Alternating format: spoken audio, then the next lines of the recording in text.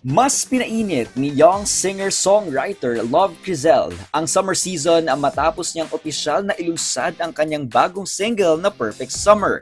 Isang masigla at feel-good na awitin na swak para sa bakasyon, road trips at bonding moments ngayong tag-init.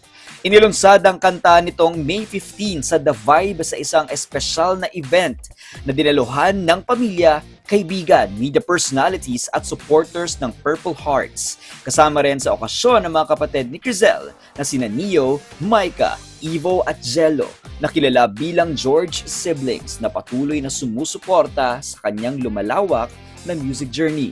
Nilikha ang Perfect Summer upang maipakita ang saya, excitement at masasayang alaala na hatid ng panahon ng tag-init.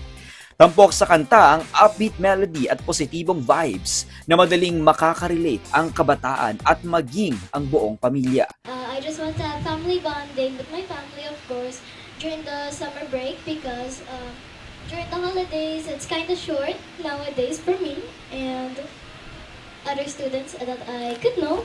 And I just want to make the best with my family.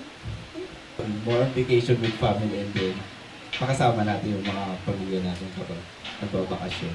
And then yun din yung concept din kapag why the perfect summer is magandang concept sa atin.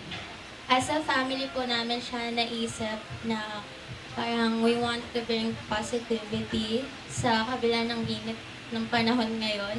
Outing, summer, happy vibes, ganun lang.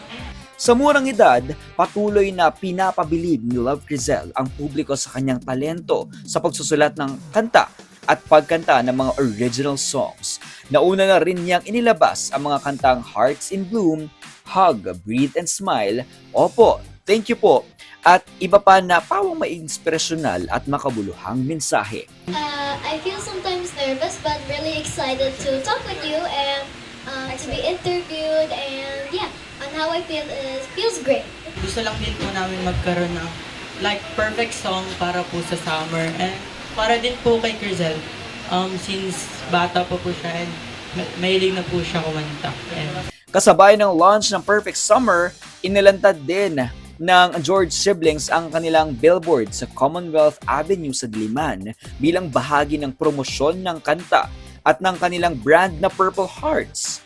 Nagkaroon din sila ng online dance challenge kung saan maaring manalo ng iba't ibang premyo ang mga sasali gamit ang kanta sa kanilang summer videos at dance entries. Patunay lamang ito na bukod sa pagiging batang negosyante at content creator, unti-unti na ring bumubuo ng sariling pangalan si Love Crizel sa mundo ng musika, habang dala ang positibong mensahe at inspirasyon para sa kanyang fans at supporters.